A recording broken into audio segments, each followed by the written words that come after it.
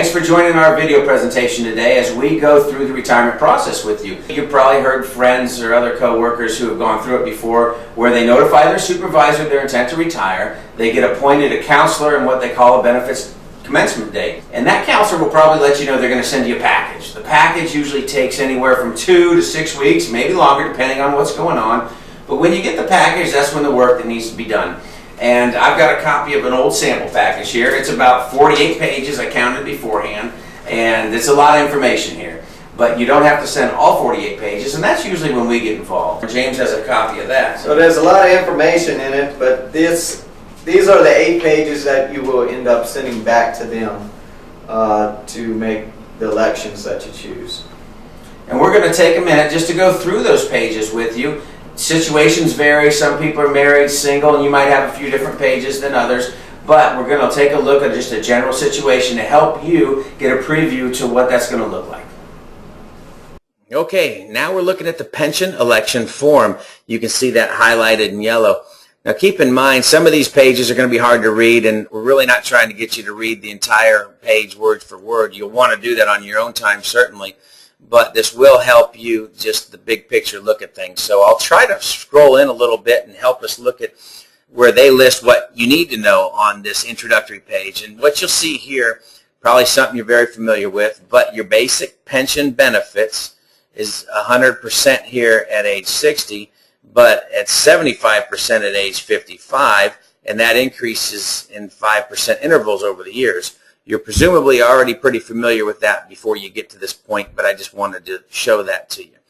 Now also what you need to know is that your signature and that of your spouse, if you have one, is going to require notarization. They're just letting you know that. Just bring your driver's license with you to your notary. It'll make things go a lot easier and help you avoid any snafus.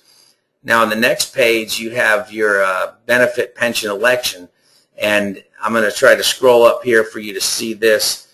This just lets you know, or them know, whether you're going to defer receipt or you're not deferring receipt of your benefits. So you'll pick the right choice there. And then we're going to talk about the pension election, because on the latter part of this page you can see that they're asking you what choice you're going to make. Now if you look a little closer here, you're going to pick one of these.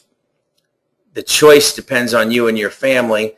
I'll highlight this for easier viewing, but if you're going to take the lump sum, you've got one box to choose from, and it's pretty simple there. You'll mark that and move along. However, those of you who take the pension or the lifetime annuity are going to pick whichever one is the choice they've decided is best for them and their family. What you choose is beyond the scope of this conversation, and certainly that's up to you and your family to pick whichever is right for you. But just be familiar with all the choices is what we encourage you to do. Now let's scroll down the page a little bit further here. Remind you that if you're going to have a joint annuitant on that lifetime pension that you take, they're going to want you to put their information and date of birth and all that right there. So as you'd expect. Now the next page is where they're going to ask you a couple questions about whether or not you have a court order changing things. So as we look at there, it says yes, there's been a court order, or no, there's not been a court order affecting your retirement benefits. And at the bottom of that page, that's going to require our notary to go to work and give us another seal of approval after you sign and date here. They'll put all their information down here. Moving forward to the next page, that's where the spouse gets involved, and which is real important here. As the name implies, it's the spousal consent form, and they're signing basically that they are the spouse of said person who will be listed here. We removed it for privacy, of course. They'll sign and date it here. The notary will do their magic right here and give you a good little stamp to move on. Now, please notice the bottom of the page for the spouse, there's an 800 line and information for further questions down here. That might be handy for you depending on the situation. Now the next page is where those of you who take the lump sum, and only those of you who take the lump sum need to fill this out again, but you're basically stating that you authorized them to do so. Again, that's a second notarization for the employee. You do your magic, they work on theirs, and then you've wrapped it up and we're moving along. Because it's not just about the election you make, you have to also tell them, where are they going to send the money. And so what you see here in this page, it's a little cockeyed, but I'm just going to scroll down to the bottom where they're basically asking you to identify where's it going to go. If you're going to take the lump sum, you need to roll it over, and where is that going to go? And in this situation, you tell them your financial institution's name. This is where we list our custodian, but it also gives you the opportunity to send it to a different destination or more than one destination if it's going a couple different places. And you'll see some choices at the bottom of that page to help you get there. Now, if we flip our attention to the next page, they're going to also need to verify your mailing address. Now, keep in mind, there's time-sensitive information and benefits that remain after your benefits commencement date. So they need to make sure that they've got your authority to send stuff. And over here, we removed it for privacy, but this will be the area where they list your legal resident address and confirm it's okay to correspond with you there. That might not be the case for those of you who move right away or do something like that, and you'll have the opportunity to update that information down here and just let them know what's going to be happening in your situation, where to get in touch with you. Now, the next page is going to be where we talk about beneficiary designations, and this is going to be too hard to view all the details.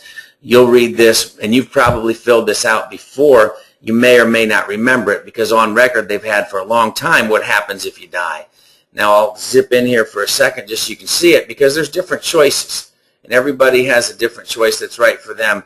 But the standard election will offer you to pay everything to your spouse. If something happens to both of you, equally among your children. If there's not an option, equally among your surviving parents, and you get the idea here. But for some people, that situation doesn't work, and you probably have on file already or will have the opportunity to square that away, so it's all in accordance with your wishes.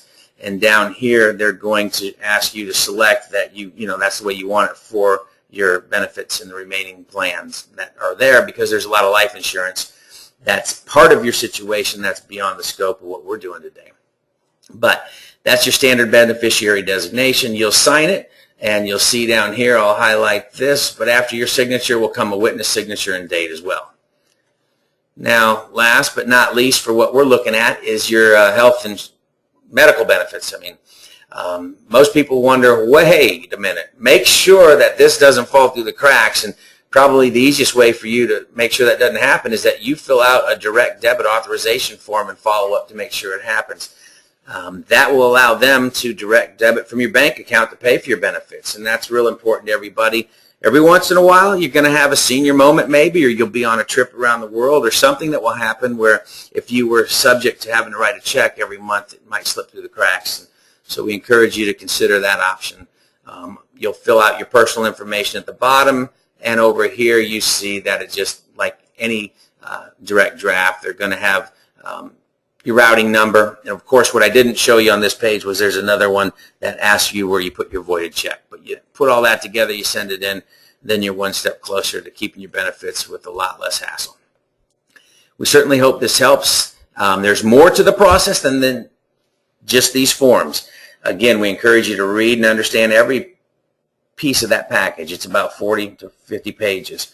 But these are just some of the highlighted forms that your counselor will be expecting in order to process your return in good order. And we hope it helps you get a glimpse into what will be expected of you. All right, thanks for watching. As you probably have guessed, this is one of the services that we offer to our clients and potential clients.